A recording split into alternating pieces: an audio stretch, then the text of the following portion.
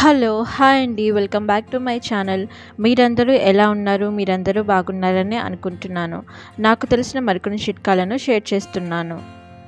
మనం ఏవైనా డబ్బాలను కడిగినప్పుడు ఆరబెట్టుకోవడానికి డైరెక్ట్‌గా ఇలా బోలిచి కింద పెట్టేస్తూ ఉంటాము. ఇలా కింద బోలిచి పెట్టడం వల్ల కింద ఎలాంటి గ్యాప్ ఉండదు కాబట్టి లోపలికి ఎలాంటి గాలి వెళ్ళదు. అలా గాలి వెళ్ళకుండా ఉండడం వల్ల డబ్బాలు తొందరగా ఆరవు.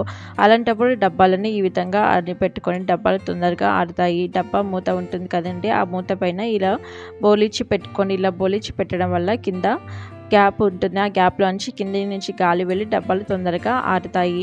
అదేవిధంగా ఇంకొక ట్రిక్‌ని కూడా షేర్ చేస్తున్నాను. ఇది కూడా మీకు చాలా ఉపయోగపడుతుంది. ఏదైనా ఒక స్పూన్‌ని తీసుకోండి. ఇలా స్పూన్‌ని తీసుకున్న తర్వాత ఇలా డబ్బాని మూతని రెండిటిని ఆ స్పూన్ పైన బొలిచి పెట్టుకోండి. ఇలా స్పూన్ పైన బొలిచి పెట్టడం వల్ల మూత కూడా తొందరగా ఆరుతుంది. ఈ విధంగా మనం డబ్బాలను చాలా ఈజీగా ఆరనివ్వచ్చు.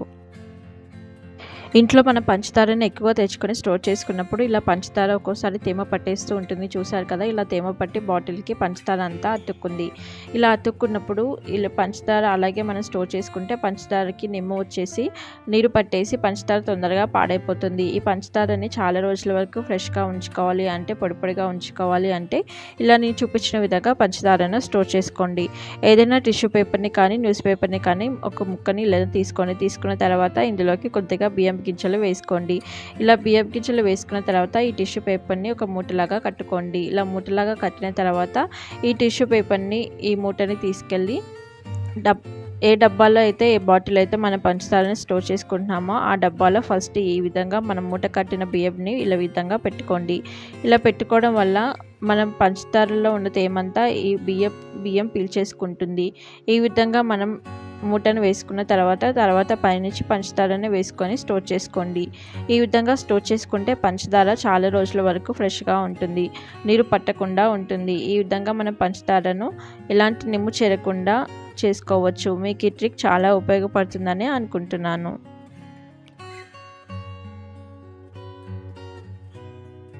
తర్వాత టిప్ వచ్చేసి చాలామందికి పచ్చిమిరపకాయలు కోసిన తర్వాత వాటిలో నుండి వచ్చే ఘాటు వల్ల చేతులన్నీ మంటలు పుడుతూ ఉంటాయి. అలాంటప్పుడు పచ్చిమిరపకాయలు కోయాలంటే చాలా ఇబ్బంది పడుతూ ఉంటారు.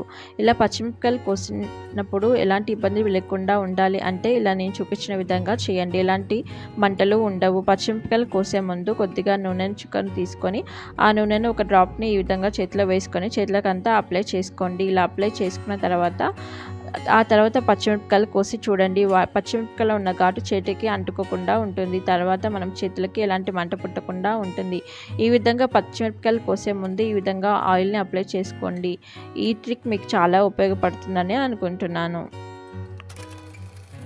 మనం బయటికి వెళ్ళినప్పుడు మన బ్యాగ్లో వాటర్ బాటిల్ని వేసుకొని తీసుకెళ్తూ ఉంటాం కదండి. ఈ వాటర్ బాటిల్ ఒక్కోసారి లీక్ అవుతూ ఉంటుంది. ఇలా లీక్ అవడం వల్ల మన బుక్స్ ఫైల్స్ ఏమైనా బ్యాగ్లో ఉంటే అవి తడిసిపోతూ ఉంటాయి. అలా తడవకుండా ఉండాలి అంటే ఈ వాటర్ బాటిల్ లీక్ అయినా కూడా వాటర్ బాటిల్ టైట్గా ఉండాలి అంటే ఇలా నేను చూపించిన విధంగా చేయండి. కొంతమంది అయితే దీనికి వాటర్ బాటిల్కే కవర్ వేసుకుంటారు. అలా కవర్ వేసుకోవడం వల్ల చూడడానికి అంత నీట్గా కనిపించదు. అలా కాకుండా ఇలా నేను చూపించిన విధంగా చేయండి. వాటర్ బాటిల్ చూడడానికి కూడా నీట్గా ఉంటుంది, అలాగే అది టైట్గా కూడా ఉంటుంది. ఈ విధంగా మన ఇంట్లో ఏదైనా రబ్బర్ బ్యాండ్స్ ఉంటాయి కదండి, ఆ రబ్బర్ బ్యాండ్స్ని తీసుకొని ఈ రబ్బర్ బ్యాండ్ని ఈ విధంగా బాటిల్ మూతకి ఈ విధంగా వేసుకోండి. ఇలా వేసుకోవడం వల్ల మనం మూత పెట్టినప్పుడు వాటర్ బాటిల్ మూత టైట్గా పట్టుకుంటుంది. ఈ విధంగా మనం రబ్బర్ బ్యాండ్స్ని వేసి లీక్ అయిన వాటర్ బాటిల్ని గట్టిగా చేసుకోవచ్చు. మీకు ఈ ట్రిక్ చాలా ఉపయోగపడుతుంది. మీకు ఈ ట్రిక్ నచ్చితే ప్లీజ్ ఒక లైక్ చేయండి, నా ఛానల్ని సబ్స్క్రైబ్ చేసుకోండి. చూస్తున్నారు కదా, ఇలా వేసిన తర్వాత బాటిల్ గట్టిగా మూత టైట్గా పట్టుకుంది. చూస్తున్నారు కదా, వాటర్ లీక్ అవ్వట్లేదు.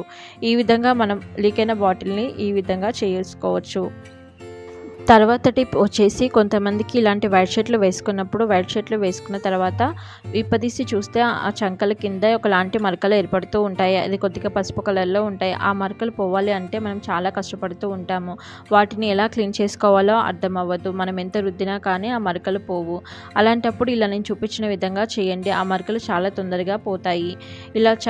ఇలా చక్కని ఈ విధంగా పెట్టుకున్న తర్వాత ఆ పైనుంచి కొద్దిగా వాటర్ని పోసుకోండి. ఇలా వాటర్ని పోసుకున్న తర్వాత మన కిచెన్లో వాడే వైట్ వెనిగర్ ఉంటుంది కదండి, వైట్ వెనిగర్ని మాత్రమే తీసుకోవాలి. ఇలా వైట్ వెనిగర్ని తీసుకున్న తర్వాత దాన్ని కొన్ని డ్రాప్స్ ఈ విధంగా చంకల కింద ఈ విధంగా చొక్కా మీద వేయాలి. ఇలా వేసిన తర్వాత రెండో వైపు కూడా ఆ విధంగానే వేసుకోవాలి. ఈ విధంగా వేసుకొని మనము పక్కన పెట్టుకోవాలి. ఒక 5 నిమిషాలు పక్కన పెట్టుకున్న తర్వాత మనం వాష్ చేసుకుంటే వాటికి ఉన్న మరకలు పోతాయి. ఈ విధంగా మనం వైట్ షర్ట్ని మామూలుగా చేసుకోవచ్చు. వాటికి ఉన్న మరకలు చాలా తొందరగా పోగొట్టుకోవచ్చు ఈ విధంగా చేసుకోవడం వల్ల. మీకు ఈ ట్రిక్ చాలా ఉపయోగపడుతుందని అనుకుంటున్నాను. మీకు ఈ ట్రిక్ నచ్చితే ప్లీజ్ ఒక లైక్ చేయండి. మనం డైలీ డిష్లు వాష్ చేసినప్పుడు స్టీల్ గిన్నెలు అయితే తిరిగి వాటికి షైనింగ్ ఈజీగా వస్తుంది. కానీ ఇలాంటి అల్యూమినియం గిన్నెల్ని వాష్ చేసిన కొద్ది రోజులకి వీటికి పోయిన షైనింగ్ పోతూ ఉంటుంది. ఇలా షైనింగ్ పోయినప్పుడు వీటికి తిరిగి షైనింగ్ తెచ్చుకోవాలి అంటే ఇలా నేను చూపించిన విధంగా అల్యూమినియం గిన్నెల్ని క్లీన్ చేసుకోండి. ఇలా క్లీన్ చేసుకుంటే వాటికి పోయిన షైనింగ్ తిరిగి వస్తుంది. అల్యూమినియం గిన్నెల పైన ఈ విధంగా కొద్దిగా గోధుమ పిండిని వేసుకోండి. ఇలా గోధుమ పిండిని వేసుకున్న తర్వాత మన ఇంట్లో కిచెన్లో ఏ వెనిగర్ అవైలబుల్ ఉంటే ఆ వెనిగర్ని తీసుకోండి. ఇలా వెనిగర్ని తీసుకున్న తర్వాత ఆ వెనిగర్ డ్రాప్స్ని కొన్ని ఈ పిండి పైన పోసుకోండి. ఇలా పిండి పైన పోసుకున్న తర్వాత ఏదైనా స్మూత్ స్క్రబ్బర్ పెట్టి క్లీన్ చేసుకోండి. స్టీల్ స్క్రబ్బర్ని యూజ్ చేయకండి. స్టీల్ స్క్రబ్బర్తో అల్యూమినియం గిన్నెల్ని వాష్ చేస్తే అల్యూమినియం గిన్నెల పైన గీతలు పడతాయి. కాబట్టి ఇలాంటి స్మూత్ స్క్రబ్బర్ని తీసుకొని ఈ విధంగా మొత్తం గిన్నెనంతటిని స్క్రబ్ చేసుకోండి. ఇలా స్క్రబ్ చేసుకున్న తర్వాత వాష్ చేసి చూపిస్తాను చూడండి ఎంత క్లీన్గా నీట్గా షైనింగ్గా కనిపిస్తుందో. ఈ విధంగా మొత్తాన్ని అంతటిని స్క్రబ్ చేసుకోండి. ఇలా స్క్రబ్ చేసుకున్న తర్వాత ఇప్పుడు వాష్ చేస్తాను చూడండి. వాష్ చేసిన తర్వాత చూపిస్తున్నాను చూడండి ఎంత షైనింగ్గా కనిపిస్తుందో. ఈ విధంగా మనం అల్యూమినియం గిన్నెలకి తిరిగి షైనింగ్ తెచ్చుకోవచ్చు ఈ టిప్ని యూజ్ చేసుకొని. మనం పాలు కాచిన తర్వాత పాల మీద మూత పెట్టేసి మనం పక్కన పెడుతూ ఉంటాం కదండి పాలు చల్లారడానికి. అలా పక్కన పెట్టినప్పుడు కొద్దిసేపటికి మూత కూడా వేడవుతుంది. పాలలోని వేడి మూతకు కూడా అంటుకుంటుంది.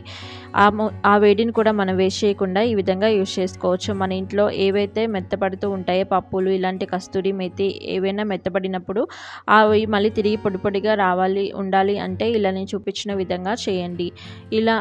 ఏదైనా ఇలా మెత్తగా అయినప్పుడు ఈ విధంగా పాలం గిన్నె మీద మూత మీద వేసుకొని కొద్దిసేపు ఉండనివ్వండి. ఇలా ఉంచడం వల్ల పాలం గిన్నె మీద ఉన్న మూత వేడికి అవి మళ్ళీ డ్రైగా అయిపోతాయి. ఈ విధంగా మన ఇంట్లో ఏ పప్పులు కానీ జీలకర్ర కానీ ఏవైనా ఇలా పురుగు పట్టినా లేకపోతే మెత్తగా అయిపోయినా ఈ విధంగా వేసుకొని వాటిని మనం డ్రై చేసుకోవచ్చు. ఈ ట్రిక్ మీకు చాలా ఉపయోగపడుతుందని అనుకుంటున్నాను. మీకు ఈ ట్రిక్ నచ్చితే ప్లీజ్ ఒక లైక్ చేయండి. నా ఛానల్ని సబ్స్క్రైబ్ చేసుకోండి. చూస్తున్నారు కదా ఈ విధంగా వేసిన కొద్దిసేపటికి ఇది పొడిగా అయిపోయింది. ఈ విధంగా మనం ఏది మెత్తగా అయిపోయినా పొడిగా చేసుకోవచ్చు పాల గిన్నె మీద మూతని యూజ్ చేసుకొని. మనం నైట్ డిన్నర్ చేసిన తర్వాత అంట్లనే వాష్ చేసుకొని పక్కన పెట్టేసుకొని వెళ్ళి పడుకుంటూ ఉంటాం కదండి. మనం పడుకున్నప్పుడు ఈ హోల్లో నుంచి పురుగులు బొద్దింకలన్నీ బయటికి వచ్చి మన కౌంటర్ టాప్ అంతా షింక్ అంతా తిరుగుతూ ఉంటాయి. అలా తిరగకుండా ఉండాలి అంటే ఇలా నేను చూపించిన విధంగా చేయండి. ఏదైనా వాటర్ బాటిల్ని ఈ విధంగా పై భాగాన్ని ఈ విధంగా కట్ చేసుకోండి. ఇలా కట్ చేసుకున్న తర్వాత ఆ హోల్ దగ్గర పెట్టుకోండి. ఇలా హోల్ దగ్గర పెట్టుకోవడం వల్ల ఆ హోల్లో నుంచి ఎలాంటి బొద్దింకలు ఎలాంటి పురుగులు బయటికి రాకుండా ఉంటాయి. ఈ విధంగా మన పురుగులు మన కౌంటర్ టాప్ పైన తిరగకుండా చేసుకోవచ్చు. మీకు ఈ ట్రిక్ చాలా ఉపయోగపడుతుందని అనుకుంటున్నాను. ఈ వాటర్ బాటిల్ని ఇలా కట్ చేసుకొని పెట్టుకోవడం వల్ల. ఐ హోప్ మీకు ఈ టిప్స్ అన్నీ నచ్చాయని అనుకుంటున్నాను. మీకు ఈ టిప్లో ఏ టిప్ బాగా నచ్చిందో కామెంట్ రూపంలో కామెంట్ చేయండి. మీకు ఈ టిప్స్ అన్నీ నచ్చితే నా వీడియోని మీ ఫ్యామిలీ అండ్ ఫ్రెండ్స్కి షేర్ చేయండి. మరికొన్ని సరికొత్త వీడియోస్ కోసం నా ఛానల్ని సబ్స్క్రైబ్ చేసుకోండి. పక్కనే ఉన్న బెల్ ఐకాన్ని ప్రెస్ చేయండి. Thanks for watching my video. Please subscribe my channel.